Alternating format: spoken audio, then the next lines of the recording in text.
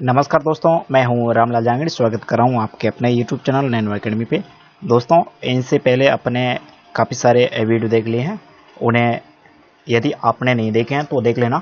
और उसके बाद में अपना ये अगला वीडियो है, इसमें अपन प्रश्न लेंगे, प्रश्न संख्या 76 से लगा करके अपन 100 तक की प्रश्न होती है, इसमें हल करेंगे। तो आज का अपना प्रश्न है, छात्रों में आपराधिक प्रवृत्ति एवं युवा अपराधिता का प्रमुख कारण है। अब देखिए, जो छात्र होते हैं उनमें जो आपराधिक प्रवृत्ति आती है और युवा अपराधिता का प्रमुख कारण इनमें से क्या है। तो देखिए, आवश्यकताओं की पूर्ति न होना, मानसिक मंदता और कुसमायोजन, ये सभी। इसमें देखिए, जो छात्र में आपराधिक, कुछ छात्र ऐसे होते हैं, मान लिया 11वीं 12वीं में या फिर 10वीं के बाद में कुछ छात्र है वो आपराधिक प्रवृत्ति में चले जाते हैं, और कुछ युवा होते हैं वो भी आपराधिक प्रवृत्ति में चले जाते हैं। मान लिया चोरी करते हैं या फिर लड़ाई झगड़ा करते हैं या फिर व्यसन या फिर अन्य नशे की हालत में नशे में चले जाते हैं, अलग लाइन में चले जाते हैं। तो ये जो आपराधिक प्रवृत्ति है, इनका प्रमुख कारण क्या है। तो इसमें देखिए 4 ऑप्शन दे रखे आपके सामने। पहला है आवश्यकताओं की पूर्ति न होना। अब देखिए, कोई छात्र है वो किसी अभिभावक ने छोटी अवस्था में विद्यार्थी को जितनी जरूरत थी उनसे ज़्यादा उन्हें वस्तु उपलब्ध करवाई, और उसके बाद में धीरे धीरे छात्र है वो उच्च कक्षाओं में चला जाता है और उनकी आवश्यकता है वो बढ़ जाती है। तो आवश्यकता बढ़ जाती है तो उनकी आवश्यकता की पूर्ति है उनकी इच्छा अनुसार नहीं होती है, तो फिर वह क्या करता है, वो अपराध की ओर बढ़ता है, चोरी करता है या फिर अन्य कुछ आपराधिक गलत रास्ते की ओर चला जाता है। ये तो हुआ ए। और उसके बाद में मानसिक मंदता, और इस अवस्था में जो मानसिक मंदता है वो भी बनी रहती है, और कुसमायोजन, वो वातावरण के साथ में अपने आप को समायोजित नहीं कर पाता है। इसलिए ये तीनों ऑप्शन इसमें सही है। इसमें सही उत्तर होगा अपना डी, ये सभी। उसके बाद में अपना अगला प्रश्न रहता है 77वां। इसमें देखिए, शिक्षण की जो डाल्टन विधि है, शिक्षण की जो डाल्टन विधि है, ये आरंभ करने का श्रेय है वो किनको जाता है। तो देखिए, डाल्टन विधि है, इसको आरंभ करने का श्रेय है डॉक्टर डाल्टन या पार्कहर्स्ट या किलपैट्रिक या फिर पेस्टोलॉजी। तो इसमें जो पार्कहर्स्ट है, इनको डाल्टन विधि प्रारंभ करने का श्रेय वो जाता है। उसके बाद में पाठ्य योजना, जो पाठ्य योजना बनाई जाती है कक्षा में पढ़ाने से पहले, तो पाठ्य योजना तभी सही बन सकेगी जब शिक्षक को छात्रों के पूर्व ज्ञान का पता हो, विभिन्न शिक्षण विधियों का ज्ञान हो और शिक्षण सिद्धांतों का ज्ञान हो, ये सभी। देखिए, एक अच्छी पाठ्य योजना या फिर तभी बन पाएगी जब शिक्षक को छात्रों के पूर्व ज्ञान का पता हो, शिक्षण विधियां उनको ज्ञात हो और शिक्षण सिद्धांतों को उन्हें पता हो। इसलिए ये सभी ज्ञात होने के बावजूद ही एक अच्छी शिक्षण लेसन प्लानिंग है वो तैयार होगी। तो इसमें डी ऑप्शन है वो सही होगा। उसके बाद में अगला प्रश्न देखिए आप, शिक्षण का कार्य हर व्यक्ति कर सकता है, हर व्यक्ति के वश का नहीं है, पढ़ा लिखा व्यक्ति ही कर सकता है, और बहुत से शिक्षक भी नहीं कर पाते।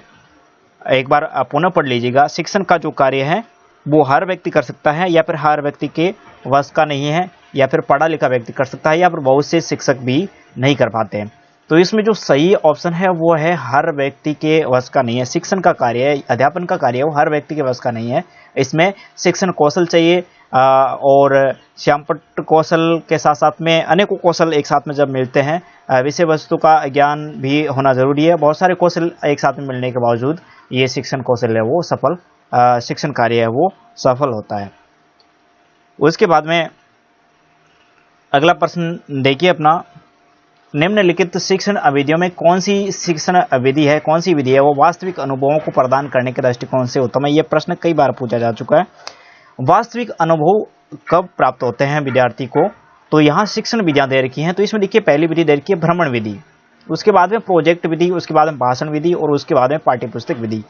अब प्रश्न ये पूछा गया है कि इनमें कौन सी शिक्षण विधि है जो प्रत्यक्ष अनुभव है वो प्रत्यक्ष या वास्तविक अनुभव है वो प्रदान करती है। पहली विधि है भ्रमण विधि। आप विद्यालय से कई शैक्षणिक भ्रमण पर गए होंगे, यह भी एक विधि के अंतर्गत आता है। ये अपने पाठ्यचर्या में आता है। तो पहली विधि है भ्रमण विधि, किसी स्थान को प्रत्यक्ष रूप से देख करके ज्ञान प्राप्त करना। उसके बाद में आती है प्रोजेक्ट विधि, जो कि प्रोजेक्ट या फिर मॉडल तैयार करके विद्यार्थी के समक्ष अध्यापक प्रस्तुत करता है। और उसके बाद में आती है भाषण विधि, किसी टॉपिक पर भाषण देना, विषय वस्तु को भाषण के माध्यम से समझाना।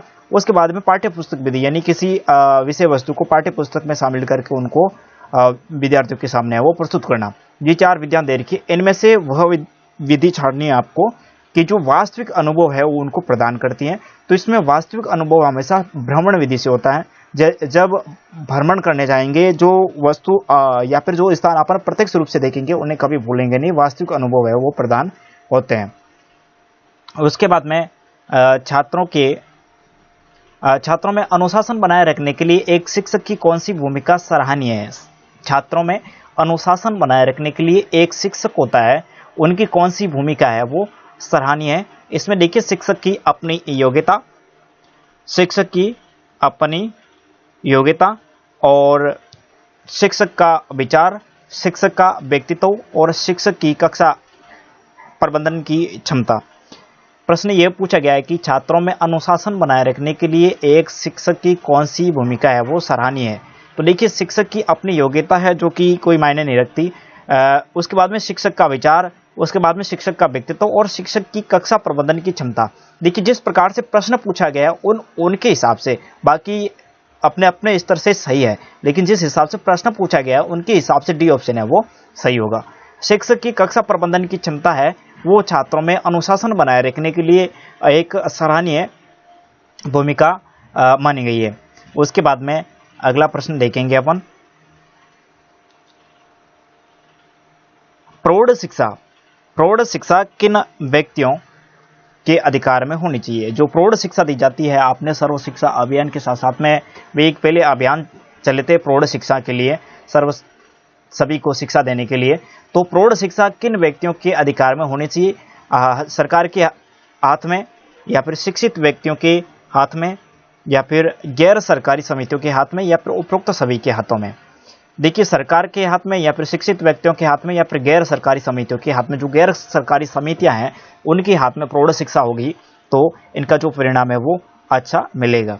उसके बाद में छोटे बच्चों को शिक्षा देना जरूरी है, छोटे बच्चों को शिक्षा देना जरूरी है, परंतु उनके ऊपर किस प्रकार का बोझ अपेक्षित नहीं है। छोटे बच्चों को शिक्षा देना तो जरूरी है, लेकिन इनके ऊपर किस प्रकार का बोझ है जो कि अपेक्षित नहीं है। तो देखिए इसमें लिखने का बोझ, पढ़ने का बोझ, गृह कार्य का बोझ या फिर विद्यालय जाने का बोझ। आपने देखा होगा, सुना होगा, पढ़ा भी होगा कि छोटे बच्चे हैं उनको गृह कार्य नहीं देना चाहिए, उन्हें घर का काम है वो बिल्कुल कम देना चाहिए, क्योंकि बच्चा है वो घर पर जाकर के फ्री रहना चाहिए।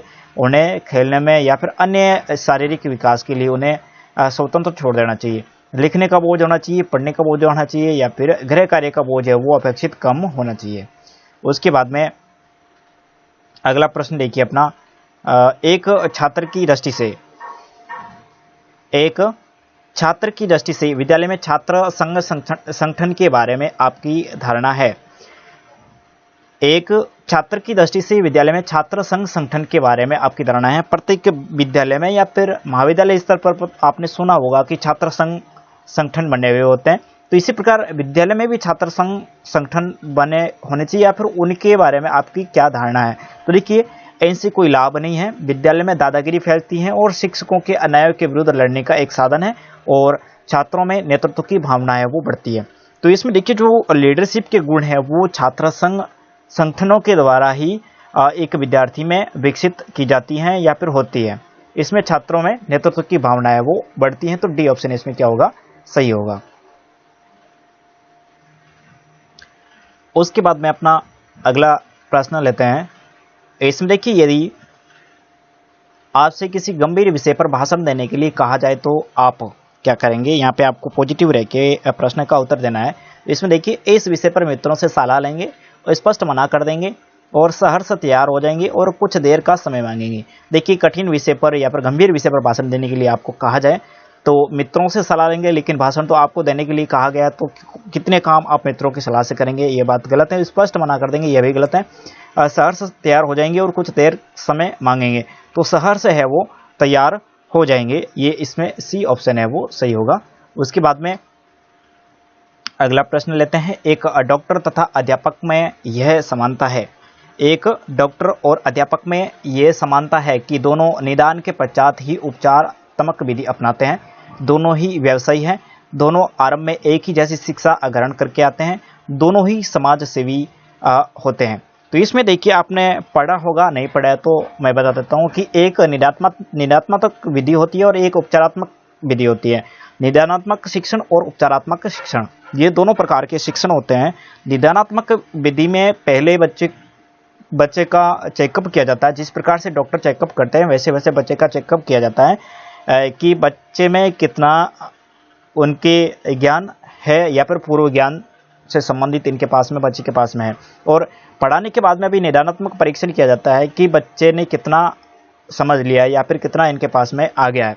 उसके बाद में मान लिया कुछ टॉपिक्स या फिर कुछ विषय वस्तु है बच्चे को समझ में नहीं आती है, तो फिर उपचारात्मक शिक्षण करवाया जाता है। निदानात्मक परीक्षण के बाद में कौन सा उपचारात्मक शिक्षण करवाया जाता है, जिनसे जो टॉपिक बच्चे के कमजोर हैं उनको अतिरिक्त कक्षा के माध्यम से उपचारात्मक विधि है वो अपनाई जाती है। इसी प्रकार डॉक्टर भी होता है, तो पहले वो मरीज का जो रोगी है उनका चेकअप करता है और चेकअप करने के बाद में क्या करता है, उनका उपचार करता है। जिस प्रकार से निदान और उपचारात्मक विधि को अपनाते हैं दोनों ही जो होते हैं डॉक्टर और अध्यापक, ये समानता होती है इसमें।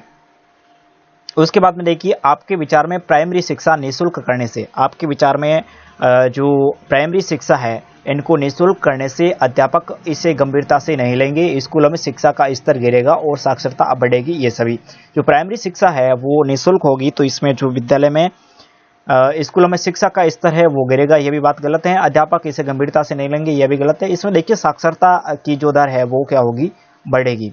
उसके बाद में देखिए,